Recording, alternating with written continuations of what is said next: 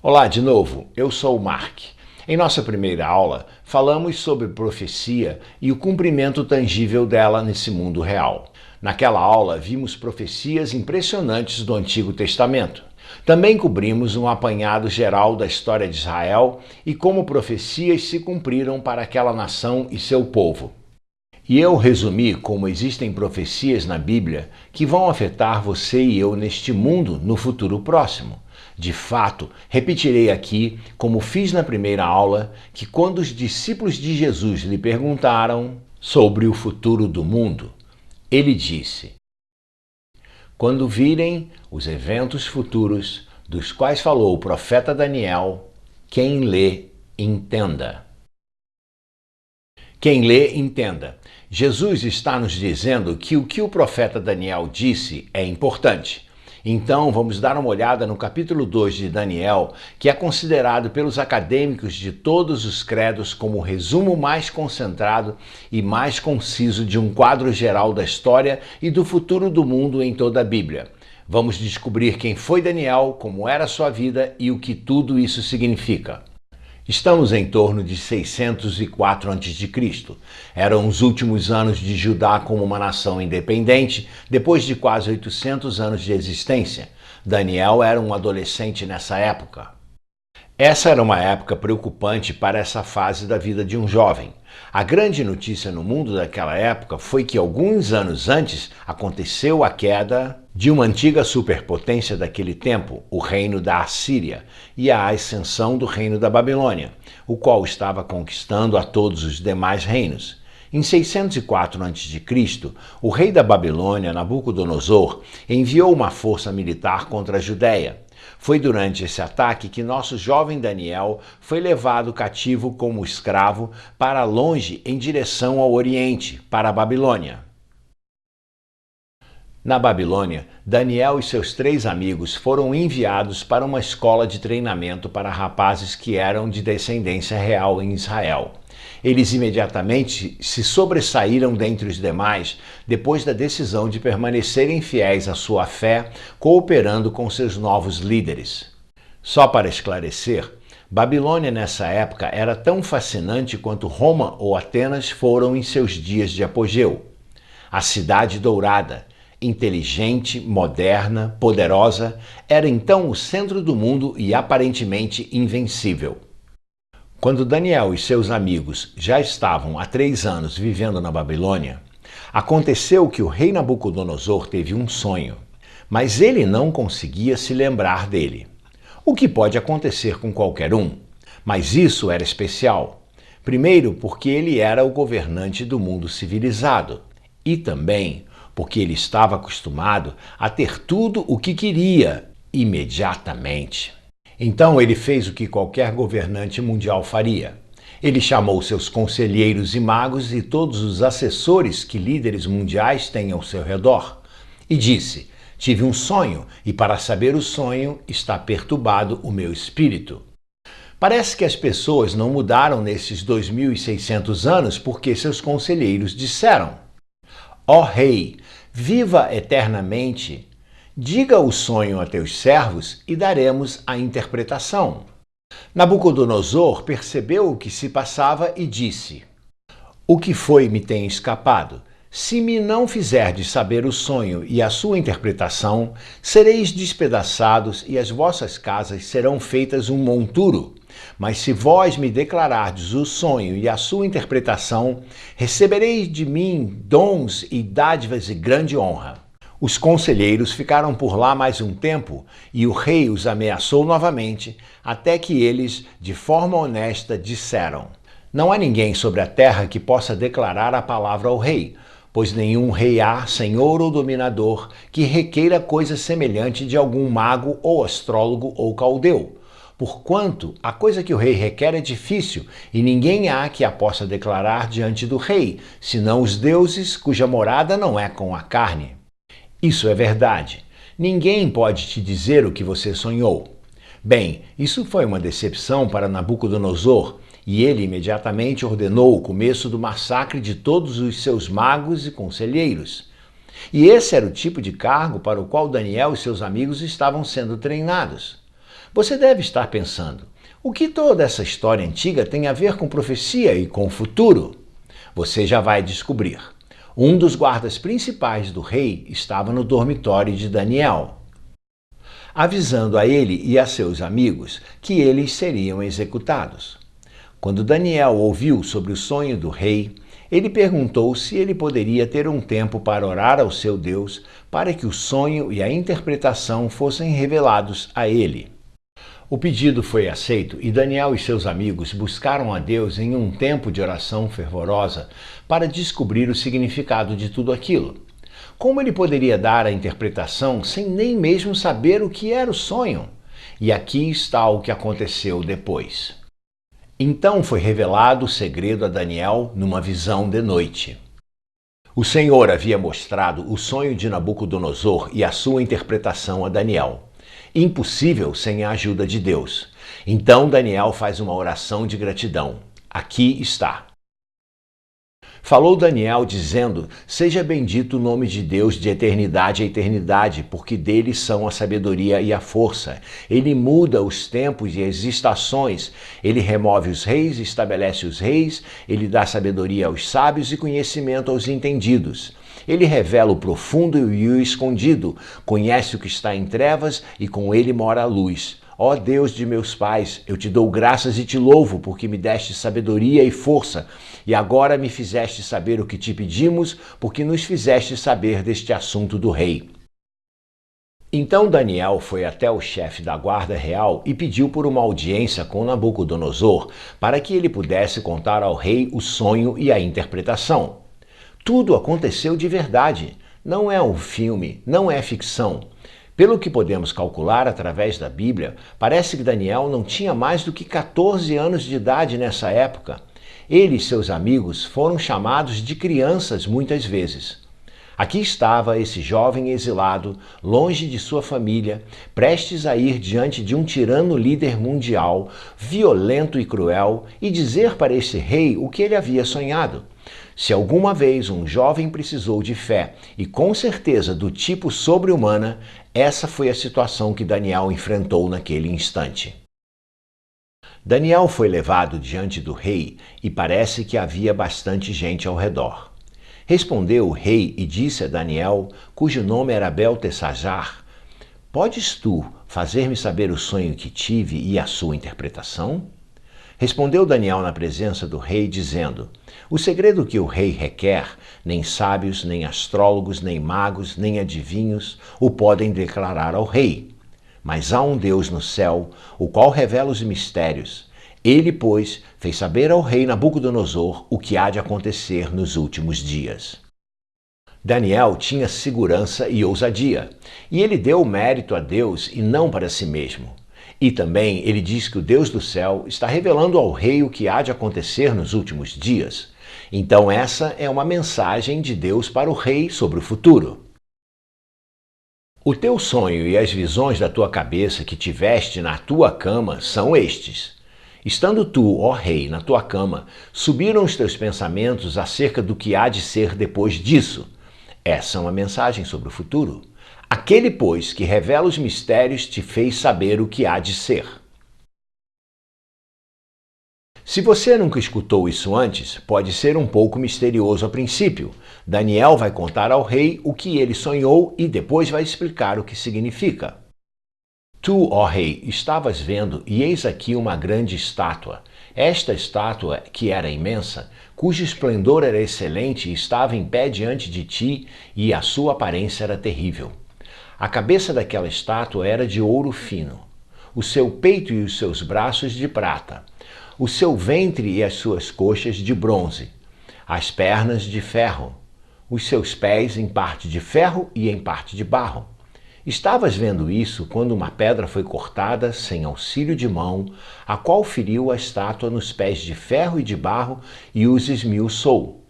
Então foi juntamente esmiuçado o ferro, o barro, o bronze, a prata e o ouro, os quais se fizeram como pragana das eiras do estio, e o vento os levou, e não se achou lugar algum para eles. Mas a pedra que feriu a estátua se tornou grande monte e encheu toda a terra.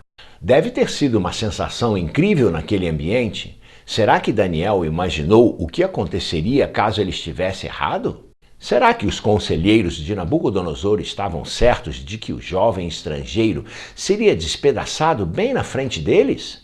Qual foi a reação de Nabucodonosor quando Daniel começou a descrever a fascinante visão? Vamos ver o que Daniel disse a seguir quando ele explicou o significado do sonho a Nabucodonosor. Este é o sonho. Também a sua interpretação diremos na presença do rei.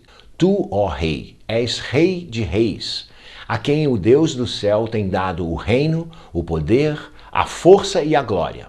E onde quer que habitem os filhos de homens, na tua mão entregou os animais do campo e as aves do céu, e fez que reinasse sobre todos eles. Tu és a cabeça de ouro. Daniel disse a Nabucodonosor: Tu és a cabeça de ouro. Essa é a chave que desvenda os mistérios deste sonho. Nabucodonosor, tu e teu reino da Babilônia são essa cabeça de ouro. E depois de ti se levantará outro reino inferior ao teu, e um terceiro reino de bronze, o qual dominará sobre toda a terra. Aqui vêm as predições do futuro. Ele está dizendo ao rei que reinos virão após o dele. Vamos ver aqui somente o que Daniel diz a Nabucodonosor e então buscaremos uma explicação.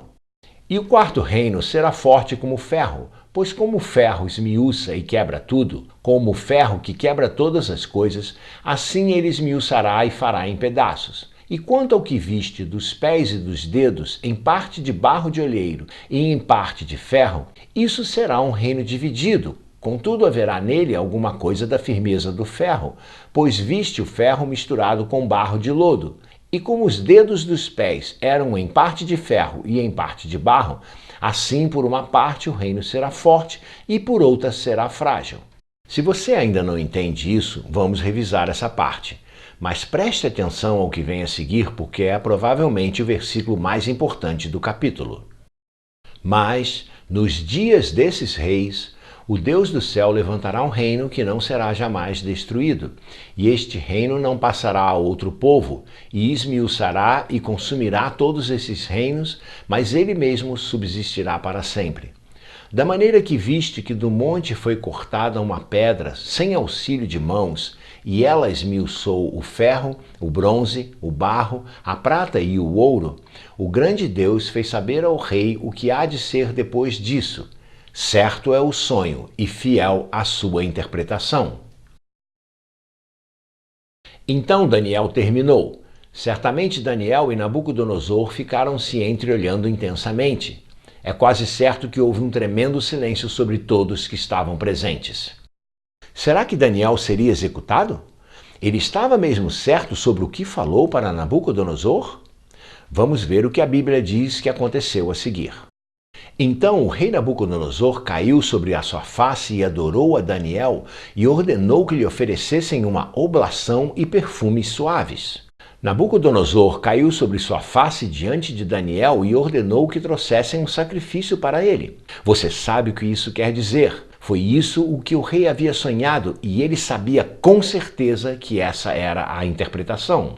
O rei disse: certamente o vosso Deus é Deus dos deuses e o Senhor dos reis e revelador de mistérios, pois pudeste revelar este mistério. Então o rei engrandeceu a Daniel e lhe deu grandes dádivas e o pôs por governador da província de Babilônia, como também o fez chefe dos governadores sobre todos os sábios da Babilônia.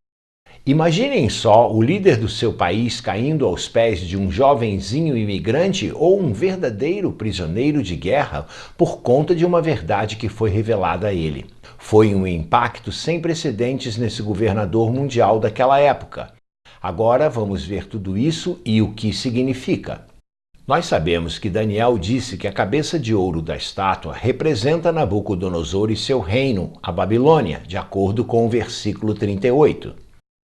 E onde quer que habitem os filhos de homens, na tua mão entregou os animais do campo e as aves do céu, e fez que reinasse sobre todos eles. Tu és a cabeça de ouro. E o próximo versículo diz que a prata representa outro reino inferior ao teu. Então, essas partes da estátua representam reis e ou seus reinos. Mas por que a Babilônia foi representada como a cabeça de ouro? Algumas pessoas acham que Daniel estava só tentando lisonjear Nabucodonosor aqui, mas o próprio Deus deu o sonho, então não podia ser essa a razão. Bem, por um lado, nós podemos ver o começo do crescimento da fé de Nabucodonosor em Deus, quando ele diz a Daniel: certamente o vosso Deus é Deus dos deuses e o Senhor dos reis e revelador de mistérios, pois pudeste revelar este mistério. Então, ele proclamou o Deus de Abraão como o Altíssimo Deus. No capítulo 3 de Daniel, ele ordenou que todo o povo adorasse o Deus de Daniel. O capítulo 4 todo é escrito por Nabucodonosor. Ele conta sobre sua mudança completa de coração e que o incrível poder de Deus o humilhou até quase nada e depois o restaurou novamente. Nenhum outro rei estrangeiro alguma vez foi tão longe quanto Nabucodonosor. Então Deus representou a ele e seu reino da Babilônia como essa cabeça de ouro. Mas Daniel diz que o peito e os braços de prata representam um reino que seguirá o de Nabucodonosor, que virá depois da Babilônia. O que aconteceu após Babilônia? Bem, cerca de 50 anos depois, a Babilônia foi conquistada por um reino duplo, dos Medos e Persas. Talvez você pergunte o que é um reino duplo. A história nos conta que os Medos foram um povo da região que hoje é o noroeste do Irã e que eles foram os primeiros a conquistar os babilônios. Você já escutou a expressão "a mão escrevendo na parede"?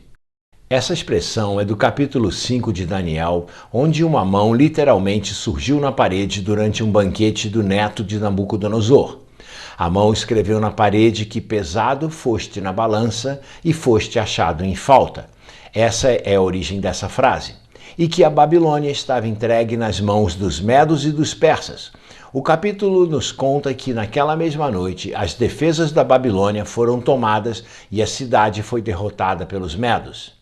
Mas a parte forte da coalizão eram os persas. Esses dois povos eram o próximo reino no mundo antigo depois dos babilônios. Então a estátua tinha 2 braços, o que significava que o reino após a Babilônia teria uma natureza dupla. E como previsto, o reino que tomou o poder era dos medos e dos persas. Veremos mais dessas coisas. Então nós sabemos que o reino que conquistou a Babilônia, os braços de prata, foi o reino dos medos e persas. Então qual foi o terceiro reino, o reino de cobre? Historicamente, nós sabemos que a Grécia, liderada por Alexandre o Grande, conquistou os persas em cerca de 333 a.C. Há alguma coisa simbólica sobre o ventre e as coxas de cobre ter a ver com a Grécia? Por um lado, eles eram um povo muito atlético e sensual, mas eles eram também muito espirituais, e a Bíblia diz que a base do espírito está no meio dos nossos corpos. E um quarto reino de ferro? O que você acha que foi? Bem, os romanos dominaram os gregos no século II a.C. Aqui o simbolismo é claro. Por um lado, o exército romano era tão forte como o ferro que por 100 anos de governo romano simplesmente não houveram guerras. Foi o chamado período da Pax Romana, a paz de Roma, e não havia país algum que fosse capaz de se levantar contra eles. Outra coisa se encaixa nessa descrição do Império Romano, previsto centenas de anos antes. Você conhece o formato da Itália? A área continental do Império Romano? Tem que tipo de formato? Como uma perna ou uma bota. Na estátua haviam 2 braços, significando algo duplo sobre os medos e os persas. E também 2 pernas. Havia algo duplo sobre o Império Romano? Com certeza que sim. Após a queda de Roma, a parte ocidental caiu, mas havia uma parte oriental posteriormente chamada de Império Bizantino, que perdurou por quase 1000 anos mais, baseado em seu quartel oriental, Constantinopla, que atualmente se chama Istambul. Então, 2 pernas, 2 divisões do Quarto Império, tudo ilustrado para Daniel e Nabucodonosor, cerca de 500 anos antes. Mas então, depois do Quarto Império, o cenário muda. Há muita coisa ali naqueles estranhos pés e dedos, parte de ferro, parte de barro. O que isso poderia significar? Bem, se o ferro representa um poder de ferro e as ditaduras dos Césares romanos e outros ditadores depois dele, o barro simboliza o governo do povo ou democracia. Barro, na palavra de Deus, sempre simboliza o povo, como cita Isaías 64:8. Nós somos o barro. Então, o governo do povo é o governo de barro. Geralmente é uma forma de governo mais fraca porque não tem o poder do ferro, que representa as ditaduras e seu governo de ferro, que normalmente tem uma mão de ferro como seu ditador, tal qual algumas ditaduras que temos visto na história até hoje. E aí diz, o reino será dividido. Desde a queda de Roma, há discórdia entre as nações, com nenhuma delas estando única e completamente no poder. Eventualmente, impérios igualmente poderosos existiram na mesma época, como o britânico, o francês, o espanhol, o otomano e o chinês, para citar alguns, mas nenhum desses foi dominante como Roma. Mas e sobre a pedra cortada sem mãos? Que atinge a estátua onde? Nos pés e nos dedos dos pés. Isso simboliza que nesse ponto na história, qual o ponto na história em que isso acontece? Quando isso acontece? Após a queda de Roma. O que a pedra faz? Quebra em pedaços e destrói todos esses reinos de homens e os reinos desse mundo. O que Daniel diz sobre a pedra que atinge a imagem e a estátua toda vira pó e sendo soprada representa? Aqui é o que ele disse para Nabucodonosor, talvez o versículo mais importante do capítulo. Mas nos dias desses reis, quais reis? Os da época dos dedos dos pés. O Deus do céu levantará um reino que não será jamais destruído, e este reino não passará a outro povo. Esmiuçará e consumirá todos esses reinos, mas ele mesmo subsistirá para sempre. A pedra que atinge a imagem e grande montanha que cobre toda a terra é nada mais, nada menos que a vinda do reino de Deus para a terra. O próprio Deus irá estabelecer um reino nesta terra. Quando? Durante o tempo dos países que tiverem se originado do e após o Império Romano, simbolizado pelos pés e dedos dos pés de ferro e barro. O que significa uma pedra cortada sem mãos? Jesus é chamado de a pedra da esquina, rejeitada por homens, mas escolhida por Deus. Ele irá herdar o reino preparado para ele e para todos os que o escolherem. E aqui está algo que espero que você compreenda. Percebe como passamos das profecias cumpridas para uma que será cumprida? Nós podemos ver esse momento incrível quando Daniel disse a Nabucodonosor seu sonho e podemos ver, bum, bum, bum, o cumprimento de cada uma das partes da estátua. Mas então, o que acontece? Nós vemos algo que ainda está para ser cumprido. Nós vemos uma profecia que ainda não está completa, a vinda da pedra, para destruir todos esses reinos do homem. Nós vemos a vinda do reino de Deus na terra na pessoa de Jesus. E como nós podemos duvidar disso? Nabucodonosor não duvidou. Ele sabia que era o que ele tinha sonhado e caiu aos pés de Daniel e o promoveu a seu conselheiro. É maravilhoso. A maioria dessas profecias foram cumpridas, os impérios já vieram e se foram. Então, por que não haveria o último de acontecer exatamente como diz que será? Deus quer que nós saibamos disso porque Ele nos ama e tem algo melhor para nós do que esse mundo maligno do presente. Eu tenho boas e más notícias. Esse mundo, como o conhecemos agora, só vai ficar cada vez pior. Mas a boa notícia é o que foi escrito há milhares de anos atrás, e vou compartilhar esse versículo com você novamente. Mas nos dias desses reis, o Deus do céu levantará um reino que não será jamais destruído. Nós já estamos quase no fim dessa aula, mas eu tenho um ponto. Talvez isso o deixe preocupado. Deus vai destruir todas as nações da terra? Bem, não se preocupe. Alguns mestres religiosos podem fazê-lo acreditar que isso pudesse acontecer nos próximos 5 minutos. Acredite, isso não é verdade. Nós vamos trabalhar para esclarecer qualquer ensinamento equivocado e talvez será uma surpresa para alguns de vocês. Jesus ensinou que haverão coisas específicas que aconteceriam antes do seu retorno na Terra, e vamos estudar esses pontos. Mas a melhor maneira que eu posso ajudar você a não se preocupar sobre isso é avisá-lo que você está convidado a fazer parte desse reino que virá para a terra, o reino de Deus. A resposta é que ele quer estabelecer seu reino em seu coração agora. Ele disse uma vez: darei a vocês um coração novo e porei um espírito novo em vocês. Tirarei de vocês o coração de pedra e lhes darei um coração de carne. Essa é a solução. Você pode ter o reino que está por vir agora mesmo no seu coração e ele estará aí para sempre. É uma pequena oração que você pode fazer comigo agora. Só repetir. Querido Jesus, eu quero ser parte do seu reino desde agora e do reino por vir. Por favor, entre no meu coração, retire meus pecados e me dê um novo coração e espírito que você prometeu para que eu possa viver e amar com você e o seu povo para sempre. Se você fez essa oração, ele já respondeu. Ele prometeu o que faria. Ele disse: eis que estou à porta e bato. Essa é a porta do seu coração. Se alguém ouvir a minha voz e abrir a porta, eu entrarei nele. Então você não precisa se preocupar com o futuro. Se você tem ele em seu coração, você estará no seu reino. Na nossa próxima aula, veremos Daniel como um adulto. Após esse encontro com Nabucodonosor, ele foi um alto oficial da Babilônia pelo resto de sua vida. E, quando a idade foi chegando, ele começou a ter sonhos e experiências espirituais que estão entre as mais impressionantes de toda a Bíblia. Nossa próxima aula é Daniel capítulo 7. E se você achou essa aqui interessante, eu acredito que a próxima irá levá-lo a outro nível. Na expectativa de compartilhar mais com você, até a próxima. Deus te abençoe.